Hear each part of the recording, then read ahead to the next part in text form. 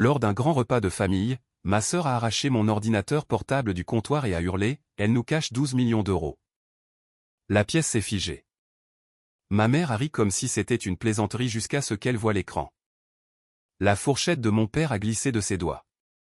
20 membres de la famille se sont tournés vers moi, leur visage déformé par la cupidité et l'incrédulité. Puis ma mère a prononcé la phrase, celle qui a brûlé l'air comme de l'acide. « Donne-le à ta sœur. Elle le mérite plus que toi. » Je n'ai pas argumenté. Je les ai juste regardés en souriant, de la manière dont on sourit quand on voit enfin les gens pour ce qu'ils sont vraiment. Ce qui s'est passé ensuite? Disons simplement que le repas de famille s'est terminé, mais pas le règlement de compte. J'avais l'habitude de penser que le silence préservait la paix. Il s'est avéré qu'il ne faisait que me rendre invisible. En grandissant, ma famille traitait ma sœur Lola comme du verre fragile et moi comme un bruit de fond. Elle était le bébé miracle, né avec 2 mois d'avance, minuscule et à bout de souffle. Après ça, notre maison de campagne en Provence a cessé de ressembler à un foyer pour devenir une sorte d'hôpital. L'air sentait constamment l'eau de Javel.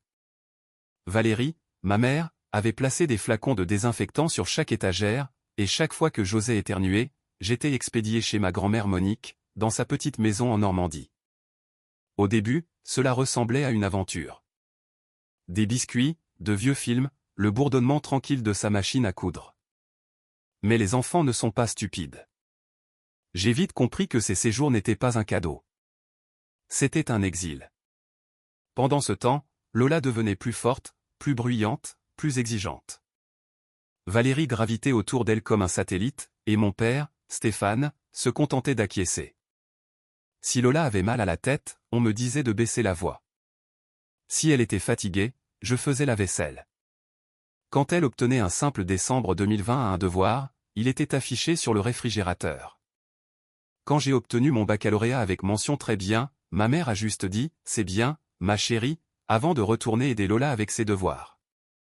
J'ai appris très tôt que tout faire correctement ne vous rendait pas visible, mais simplement pratique. Alors, j'ai commencé à mettre de côté des morceaux de moi-même. Un coin de cahier, un tiroir rempli de croquis, un objectif secret de m'échapper. À 17 ans, j'avais postulé seul à 15 universités. Personne ne m'a demandé où je voulais aller. Ils étaient trop occupés à planifier le spectacle de fin d'année de Lola. Quand la lettre de l'université de Bordeaux est arrivée, annonçant une bourse complète, je n'ai pas fêté ça à la maison. Je me suis assise à la bibliothèque municipale, fixant le formulaire d'acceptation jusqu'à ce que ma vue se brouille. Ce soir-là, au dîner, je leur ai annoncé. Valérie a paru surprise. Bordeaux. Mais c'est si loin. Qui aidera avec Lola? J'ai répondu, je me débrouillerai. Elle m'a adressé un sourire triste, comme si j'avais dit quelque chose de naïf. Tu te débrouilles toujours. Cet été-là, j'ai enchaîné les services dans un bistrot typique, économisant chaque pourboire, apprenant à écouter sans faire confiance. Les gens pensent que la trahison vient d'un seul instant. Ce n'est pas le cas. C'est une fuite lente, une mise à l'écart silencieuse à la fois. Quand je suis parti pour l'université, personne n'est venu m'aider à m'installer. C'est ma tante Isabelle qui m'a conduite, m'a glissé une enveloppe dans la main et a murmuré « Ta grand-mère voulait que tu aies ça. » 500 € économisés sur sa petite retraite. C'était la première fois que je comprenais à quoi ressemblait l'amour quand il était sincère. Pendant longtemps, je me suis dit qu'ils ne savaient pas mieux, que leur silence n'était pas de la cruauté, juste une habitude. Mais les habitudes peuvent vous tuer à petit feu. Après l'université, j'ai décroché un emploi dans une maison de vente aux enchères à Paris. Ce n'était pas glamour, mais c'était à moi. Cataloguer des bijoux, authentifier de vieilles pièces de succession. C'est là que j'ai trouvé ma voie. Tandis que Lola passait d'une faculté à l'autre, je restais tard au travail, apprenant chaque poinçon, chaque marque de créateur. Mon patron, Monsieur Dubois, m'a dit un jour, « Vous avez le regard de quelqu'un qui a été trop longtemps ignoré. Vous remarquez tout. » Il avait raison. Quand mes petits projets parallèles sont devenus quelque chose de concret, ma propre entreprise, je n'en ai pas parlé à ma famille. Ils pensaient que je travaillais dans une boutique d'antiquités poussiéreuses. C'était plus simple ainsi. Une fois par mois, je me présentais au dîner dominical avec un pull de supermarché et un vieux sac en toile, prétendant que le sac Hermès qui attendait dans mon placard n'existait pas. Ta sœur est si ambitieuse, disait Valérie en servant le vin. Elle pense à faire un master. Stéphane ajoutait, peut-être que tu pourrais l'aider, Chloé. Tu as toujours été douée avec l'argent. Cela a commencé par de petites demandes, de l'aide pour une facture, un prêt temporaire. Puis c'est devenu une routine. Je virais 5 000 € par mois, puis 7 000, en me disant que c'était de la gentillesse. Mais la vérité était plus simple. J'achetais la paix. Lola ne m'a jamais remercié. Elle arrivait au dîner avec un nouveau sac de marque, riait et disait, devinez qui a trouvé une autre super occasion en déstockage? Je le reconnaissais instantanément. Une pièce en édition limitée qui valait plus que sa voiture. Je restais silencieuse, sirotant mon vin, comptant les secondes jusqu'à ce que je puisse partir. Chaque fois que je les regardais, je voyais une famille qui ne croyait au sacrifice que lorsqu'il venait de moi. Plus mon entreprise grandissait, plus je me faisais petite à la maison. J'avais des bureaux à Lyon, Bordeaux et Paris, des employés, des clients qui me confiaient des millions d'actifs. Mais pour mes parents, j'étais toujours notre autre fille, celle qui travaille avec de vieux bijoux. Puis l'appel est arrivé. La voix de Valérie tremblait, douce mais calculée. Ma chérie, ta sœur envisage de faire un MBA. C'est cher, mais elle mérite ce qu'il y a de mieux. Peut-être que tu pourrais contribuer. Mériter. Ce mot est resté coincé dans ma gorge comme une pierre. Je n'ai pas dit oui. Je n'ai pas dit non. J'ai juste fixé la facture qu'elle m'a envoyée plus tard, le montant entouré en rouge, plus que ce que j'avais gagné durant toute ma première année après l'université. Quelque chose s'est brisé à ce moment-là. Des années à être l'assistante, la remplaçante, la réussite invisible, tout s'est tu. J'ai regardé autour de mon bureau, les murs tapissés de certificats encadrés et de photos de vente aux enchères, et j'ai pensé, s'ils ne me voient pas maintenant, peut-être qu'ils ne me verront jamais. Alors, j'ai organisé moi-même le dîner de Noël cette année-là. Pas de plat à emporter, pas d'excuses, pas de dissimulation, juste un dîner à ma façon. Ce Noël devait être ma branche d'olivier. Ma trêve, la seule nuit où nous pourrions prétendre être une famille sans mesurer qui donnait le plus. J'ai engagé un traiteur que j'utilisais pour des événements d'entreprise. Nappe blanche, assiette de présentation dorée, une nourriture qui semblait trop parfaite pour être mangée. Quand Valérie a demandé combien cela coûtait, j'ai menti. Un tarif préférentiel, ai-je dit. Elle a froncé les sourcils. Tu ne contractes pas de prêt, j'espère? J'ai simplement souri. Ne t'inquiète pas, maman. Je gère.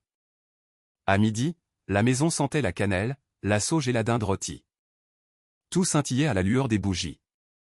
Lola est arrivée la dernière, en retard comme d'habitude, enveloppée dans un manteau de créateur qu'elle jurait être de seconde main. Elle a jeté un coup d'œil au buffet et a ricané.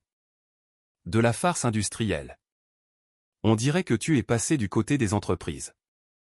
J'ai ri doucement en servant le vin. Je m'étais habitué à ses piques. Elles étaient moins dangereuses que sa sympathie. Le dîner a commencé comme une photographie. Tout le monde riait trop fort, prétendant ne pas remarquer la tension qui s'enroulait entre nous. Je me suis dit de juste tenir jusqu'à la fin de la soirée, sourire, manger, survivre. Puis, au milieu du dessert, je suis allé dans la cuisine pour vérifier une vente aux enchères en direct sur mon ordinateur portable, un client important enchérissant sur une pièce d'art nouveau rare à Hong Kong. Mon ordinateur était ouvert sur le comptoir, l'écran rempli de rapports d'authentification et de relevés de compte. C'est à ce moment-là que c'est arrivé. Lola m'a suivi, probablement pour trouver plus de vin. Elle a jeté un œil à l'écran et s'est figée. Son reflet scintillait sur les chiffres lumineux. Sa bouche s'est ouverte, puis s'est tordue en quelque chose de méchant. Elle est retournée dans la salle à manger, l'ordinateur à la main comme un trophée. Et, tout le monde, a-t-elle dit, la voix claire. Il faut que vous voyiez ce que Chloé nous cache. La pièce est devenue silencieuse. Le feu crépitait dans la cheminée. La main de ma mère est restée suspendue en l'air, sa fourchette cliquetant contre son assiette. Lola a tourné l'écran vers eux. 12 millions d'euros. Un hoquet de stupeur a parcouru la table. Valérie a commencé à rire, un rire aigu, gêné, désespéré. Ce n'est pas possible. Elle travaille dans cette petite boutique d'antiquités.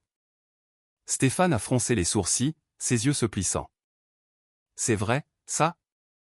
Je me tenais dans l'embrasure de la porte, observant la scène se dérouler.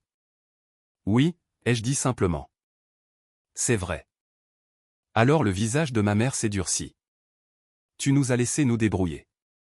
Tu as laissé ta sœur contracter des prêts. La voix de Stéphane s'est élevée. Après tout ce que nous avons fait pour toi. Et Lola, des larmes brillant dans ses yeux, parfaitement synchronisées, a murmuré, je le mérite plus que toi.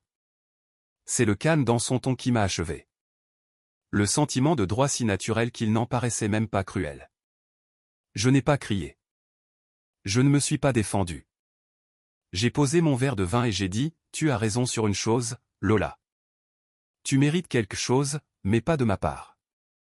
Je suis sorti dans la nuit froide, les rires et les halètements s'estompant derrière moi. C'est à ce moment-là que j'ai cessé d'être la silencieuse pour commencer à devenir libre. Le lendemain de Noël, mon téléphone a commencé à vibrer avant le lever du soleil. 37 appels manqués, 64 SMS. Valérie, Stéphane, Lola, des numéros inconnus, tous avec le même rythme de culpabilité et de revendication. Tu as embarrassé cette famille. Comment as-tu pu nous cacher ça? Tu dois de l'argent à ta sœur. À midi, Lola avait déjà porté le spectacle sur les réseaux sociaux.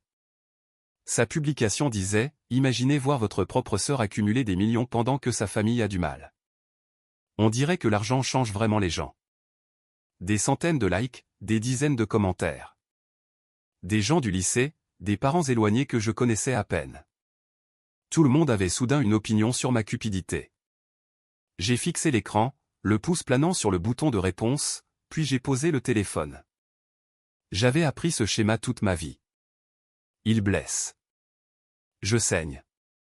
Ils se nourrissent. Pas cette fois. À la place, je suis allé dans mon bureau à domicile où la lumière du soleil frappait la surface polie de mon bureau comme un projecteur. Sur l'écran, un tableur était ouvert. Contrat client, croissance de l'entreprise, facture, ma vraie vie. Silencieuse, méthodique, gagnée. Mon entreprise n'était pas de la chance. C'était des années de réveil à 4 heures du matin et de journées de 18 heures, des nuits passées sur un matelas pneumatique dans une chambre louée au-dessus d'un restaurant. Chaque centime avait une cicatrice. Alors, quand le nom de Valérie a de nouveau clignoté sur mon téléphone, j'ai répondu. Chloé, a-t-elle dit doucement, sa voix tremblant d'une fausse inquiétude. Nous devons juste parler. De quoi? De ta sœur? Elle est humiliée. Le moins que tu puisses faire, c'est l'aider. Tu en as assez pour vous deux. Elle a sa propre vie, ai-je dit. Le soupir de Valérie était blessé. Ne sois pas égoïste. Nous sommes une famille. Voilà ce mot encore, utilisé comme une chaîne. Ce soir-là, je suis allé au bureau. La ville dehors était à moitié endormie, mais les lumières du hall brillaient chaleureusement.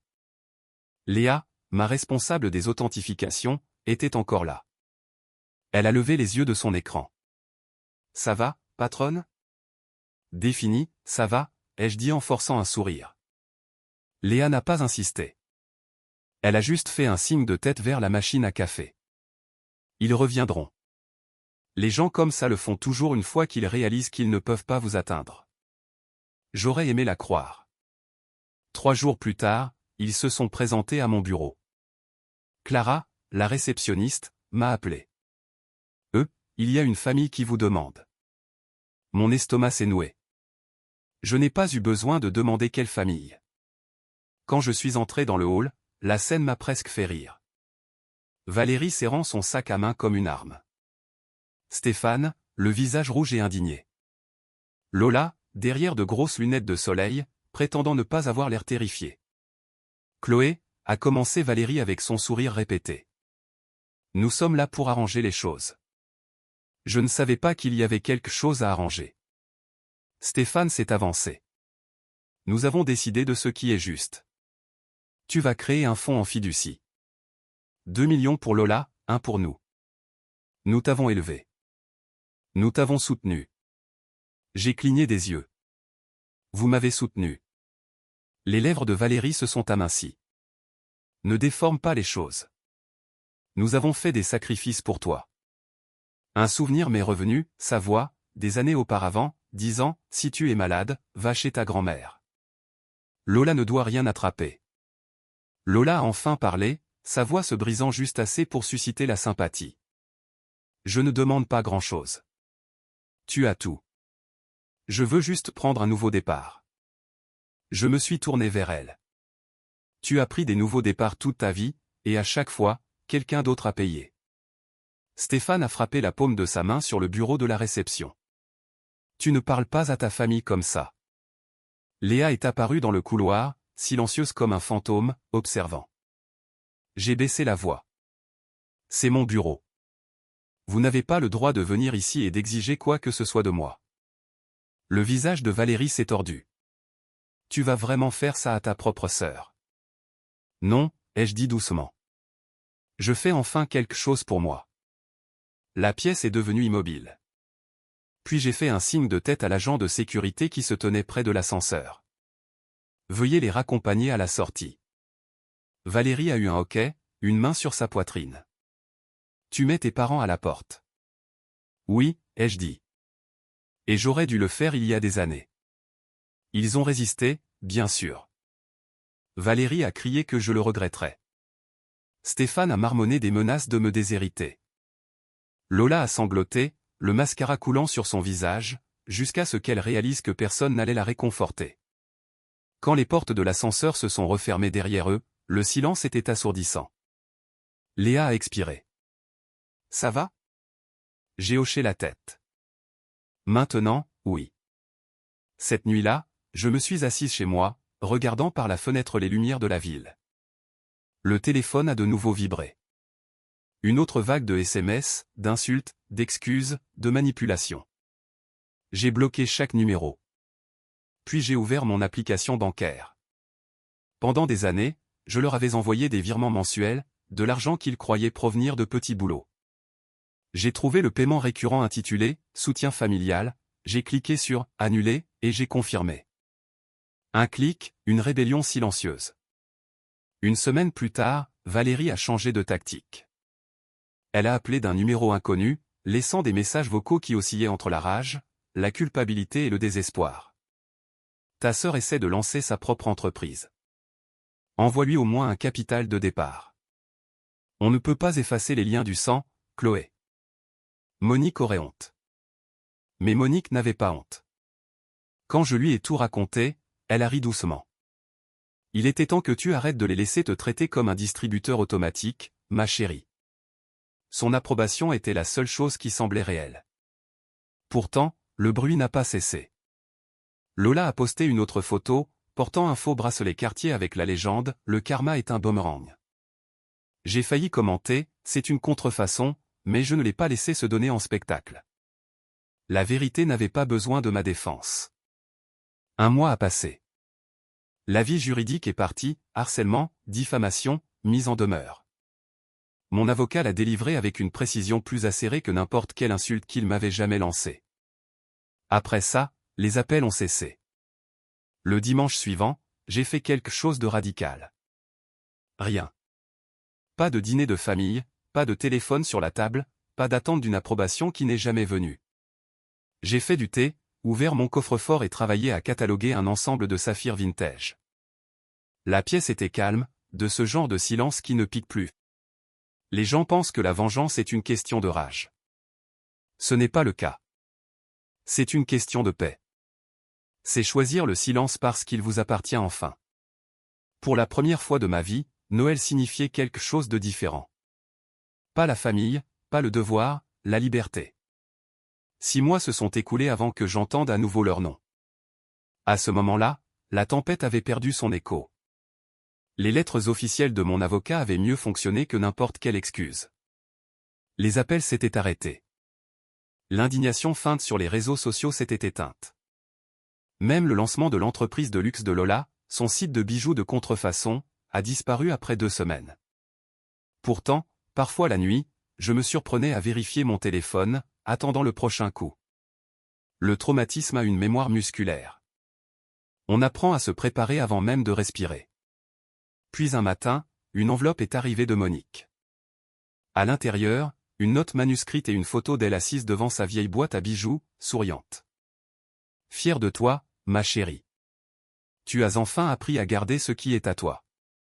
Cette phrase m'a touché plus profondément que n'importe quelle « je t'aime » ne l'avait jamais fait. Le travail était florissant. L'entreprise s'est étendue à une autre ville. Léa dirigeait les opérations comme une horloge. Des clients de Dubaï, Paris et New York appelaient quotidiennement. Pourtant, j'ai gardé ma routine. Simple café noir, gants de laboratoire, pièce calme et la lumière polie rebondissant sur les pierres précieuses. Fini de prétendre être petite. En entrant dans mon nouvel appartement parisien, au plafond, lignes épurées, une chambre forte construite exactement selon mes spécifications, j'ai ressenti le genre de paix que les gens confondent avec la solitude. Je n'étais pas seul. J'étais libre. Parfois, je faisais défiler de vieilles photos, des dîners de famille, des anniversaires, des demi-sourires qui n'atteignaient jamais mes yeux. Ils ressemblaient à des étrangers portant mon histoire. Lola postait encore occasionnellement, des photos de voitures de location, des légendes sur les femmes qui se sont faites toutes seules. Une fois, elle a exhibé un bracelet en prétendant que c'était un quartier, le poinçon était faux. J'ai souri. Elle n'avait rien appris, mais je n'avais pas besoin qu'elle le fasse. J'ai fermé mon ordinateur portable, éteint mon téléphone et laissé le silence s'étirer dans la pièce. Ce soir de Noël-là, je n'ai ni cuisiné ni fait appel à un traiteur. J'ai commandé des plats à emporter, versé un verre de vin et les levé vers le siège vide en face de moi. À la paix, ai-je murmuré. Et au fait de s'être enfin choisi. Il disait que ma sœur le méritait plus. Peut-être, si mériter signifie prendre jusqu'à ce qu'il ne reste plus rien. Mais j'ai gagné chaque euro, chaque matin calme, chaque souffle de paix qu'ils se moquaient autrefois que je désire. J'ai construit ma vie à partir du silence qu'ils ont laissé derrière eux, et elle est plus forte que tout leur bruit. Les gens pensent que la vengeance est bruyante. Elle ne l'est pas. C'est le son d'une porte verrouillée, d'un paiement annulé, d'une limite fermement maintenue. C'est se regarder dans le miroir et enfin se voir soi-même au lieu de la personne qu'ils vous ont dit d'être. Alors, si vous avez déjà été l'oublié, l'assistant, l'enfant invisible, sachez ceci. Vous ne devez votre paix à personne. Dites-moi, qu'auriez-vous fait si votre propre famille avait dit que vous ne méritiez pas votre vie?